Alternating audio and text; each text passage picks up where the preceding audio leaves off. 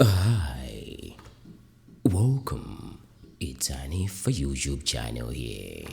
Mwamba maliro nachitika ifese kumaliro tinapita ndipo maliro tinakakwirira nawo ife nakwira kuti munthu adani munthu amwalira koma ifa kuti mwina mwache munthu anamwalira m'masenga zimatha kutheka kuti anthu ndikukakwirira chinthu chosakhala chomwecho akapeza munthu ukazuka ziko yanyachi koma munthu ndiye moyo kuno kumulanje kwa mkanda kuti ndi mmodzi amene ndithu anaona zinthu zonse zikuchitika tikhairi kucheza naye tikudziweni mayi tikumva kuti munthu amene anamwalira chaka chatha Seputembala wadzuka ali moyo kodi kwenikweni kuyambira pachiyambi chinachitika ndi chani? Ine ndine Efeonowa Stima. Chaka chatha chimene ndikuchidziwa ndichoti panali mayi wina amene anadwala kwa kanthawi kochepa. Chimene chinachitika nchokuti mzimayiyu amaphika kalongonda wake. Akuphika akuti anaona m'maso mwake bambo wina atakhota pa khomopo ndikupala moto. Atapala moto uja popita mayiyo anazimva ngati mtima ukuchokamo.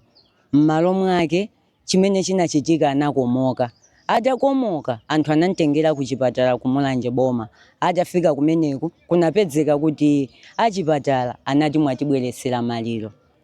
Ndiye ananyamuka nawo maliro aja kufika nawo kwa Gumulira chifukwa mudziwo ndi wa Gumulira. Atafika mwambo wa maliro nayendesedwa ndithu monga mwambo wa maliro makhalira. Mzimayiyu anali Msilamu. Anakayika monga maliro a Chisilamu. Kunapezeka kuti patapita nthawi bambo mwini wake womwalirayo samamvesesabe anayamba kuyenda m'mapemphero. Ndiye akuti anapita ku Lilongwe kumene anakapezako profeti wina.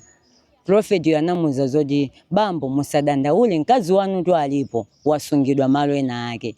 Ndiye m'malo mwake bamboyu anayamba kupemphera kuti mkazi wakeyo afike.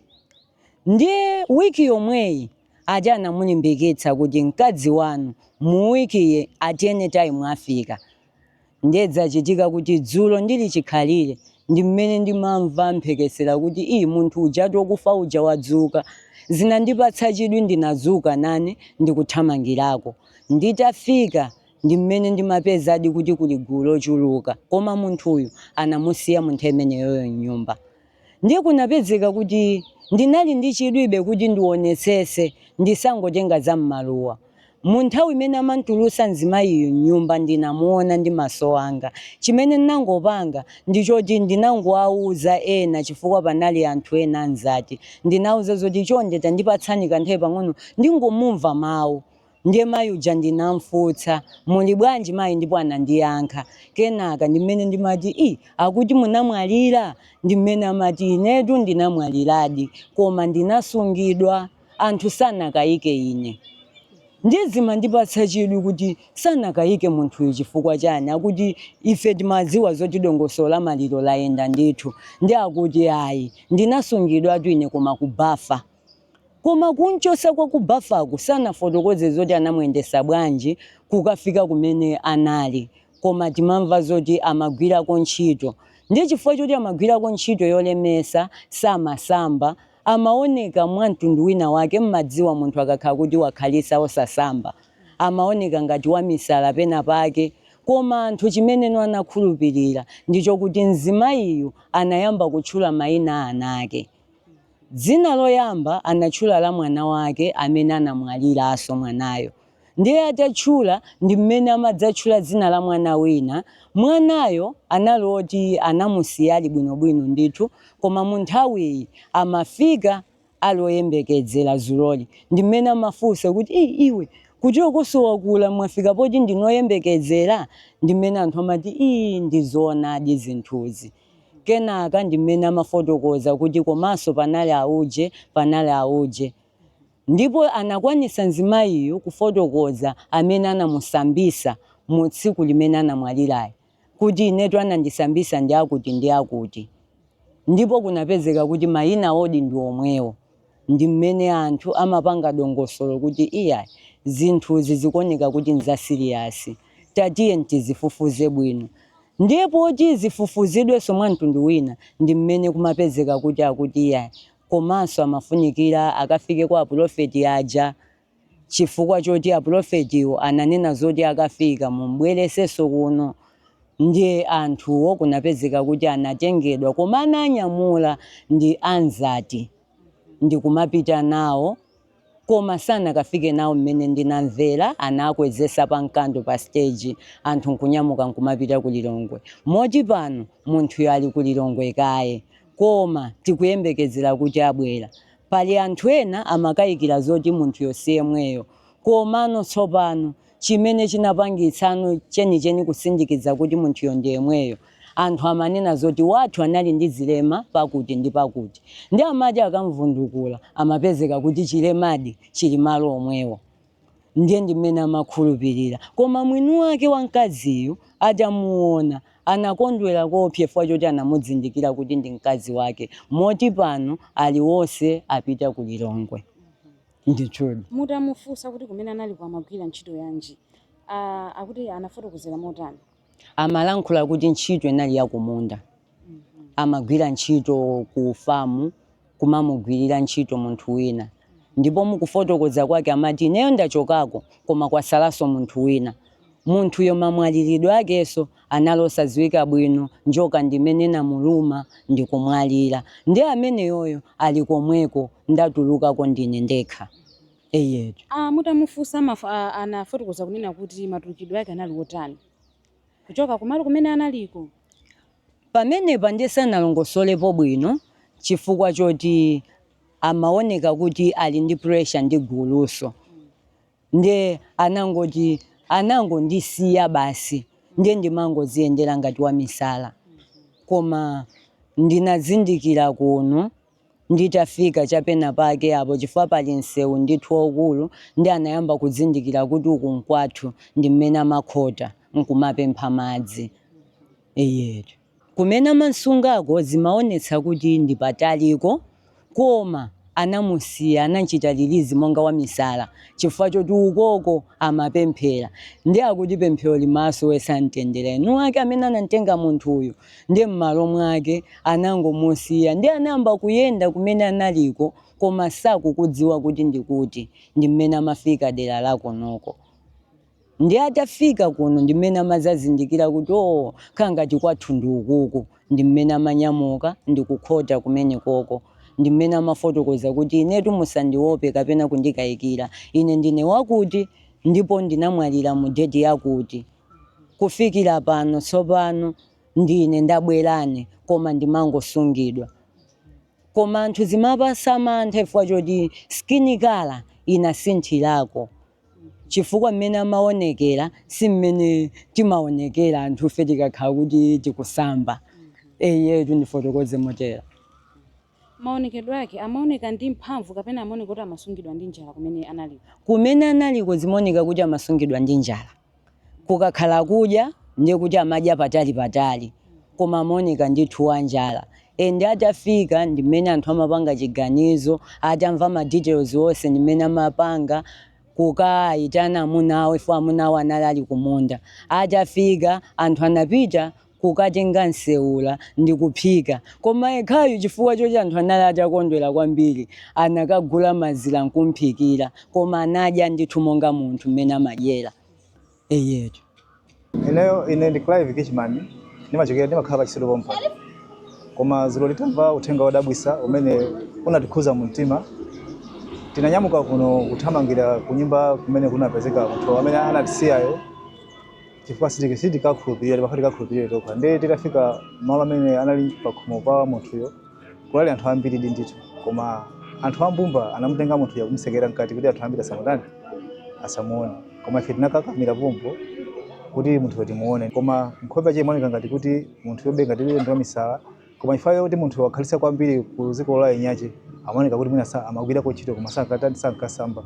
Ndi ifa cha zimenezo anthu amamutenga ngati ndi misala kwa munthu ndi wabwinobwino. Mafotokoza kuti anali dziko lani yake kumene amagwira ntchito. Pamene anafotokoza kuti anali dziko lake. Ife limene tagaza kuti amagwira chifukwa munthu Mulungu akamutenga munthu samabwerera. Koma anthu akamutenga munthu amatha kubwerera anthu akakumana ndi mapemphero amoyo. Kodi omwalira ameneyi mutamuona amayankhula zimakhala bwanji? Omwalira amene anthu amana kuti mkatimo amayankhula. Koma ifeyo panja pano anangodusa koma zoti anayankhula sitinamve koma mkatimo amati amayankhula. Iwo ndi achisilamu. Aprofeti wapezeka pona kuti bambo apa khumba pamenepo anthu apa mbumba patapezana kuti munthu imene amwalira msana amwalira bwino anayamba kuyenda ayendabe mitunda yaitali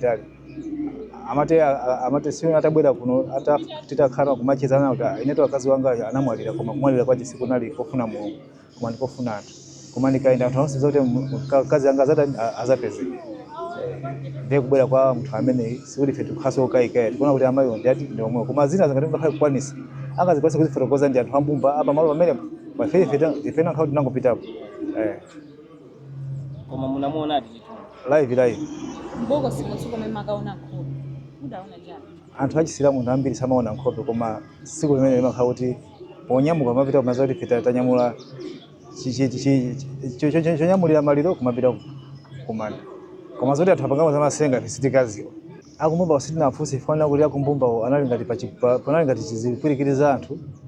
Fana ngati mwinacho mamuna ngati anakwanisa akazawo kwakumbatira anawo kumaya kuona kuti amene ndi amayi athu.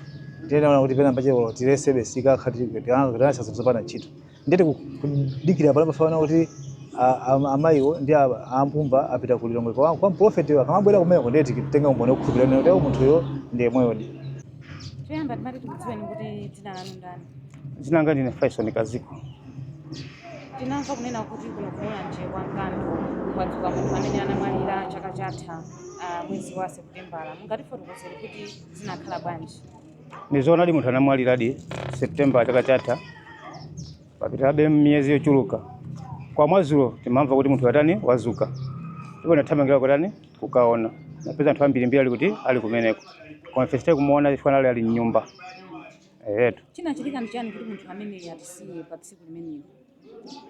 Maiwa madola ntenda ya mphumu. Ndiye anatereka kalingonda wawo. Akusengezera basa nangamba mtima. Bakakapa nthuzi kuti kumva kuti mayi jatani amwalira. Chabwino kuchipatala adanena kuti futi kuni ndichani atatengera kuchipatala. Kuchipatala ndesina tikuzokuti anathandiza motani. Panangomva kuti mayi watani atisiya koma amaphika kalingonda. Inuyo tsikulo mudalipo limene ankayika zovutazi? Nalipo ndipo napita kumanda nakakumba. Tsiku loona nkhope mudaona ndithu kuti omwalirayo ndithu ali bokosi. Ndipo ananyamulidwa. Ndiponso anthu omwe ndasilamu omwe malo wamo muzenjemu anaona ali kuti munthu itani tasiyadi munthu.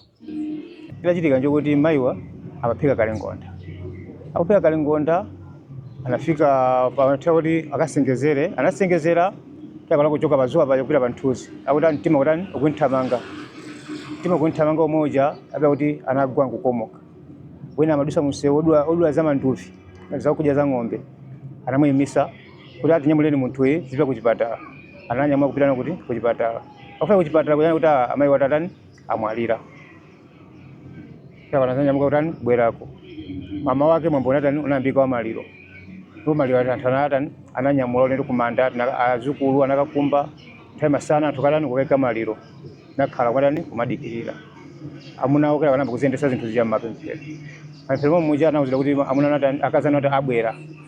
Ndipo tifika kali kudikirira kuti tione. Mwazulo mama wale madabwa fe anthu akuthamanga ukati thamangira kuti mathamangira muzi mwagumulira. Kuti amayi anamwaliraje mayikanjeza tani azuka. Atasana ndo wachidwi. Ndipo ndi first thamangira kuti kumene kuchi. Pandapeza kuti mayi aja atasiya nyumba. Pamene mafika akuti anaphika chokudya, anasamba, ndikucheza sonda anthu. Nyumba momwe muja kana abisa kuti mayi wale sakutani sakona sonda anthu akunyamuka zipita kuti azipita kulilongwe. Kwa prophet amatani amagwira ntchito pemphera. Ndipo mwazulo ompo ananyamuka matani kumapita. Unena panopa iwo ali kulilongwe. Mezi naendera pasiku limene lolo. Chabwino mutafufuza tulolo akuti iwo anali kuti. Alifufuzidwa kuti anali kuti akakuti akakusungidwa. Mangoenda. Malo eni sana achule amangoenda ngati baye ngati munthu basi wa misala. Ndiye munthu amene yatabwera dzulo kunena kuti mutamuona dzulo kuti munthu wabweradi wa moyo. Anthu munabwerera kumanda kuti mina mukafufuze kuti mudayika chani? Aya woti dokusa kumanda sanapite. Sikunapite kumanda.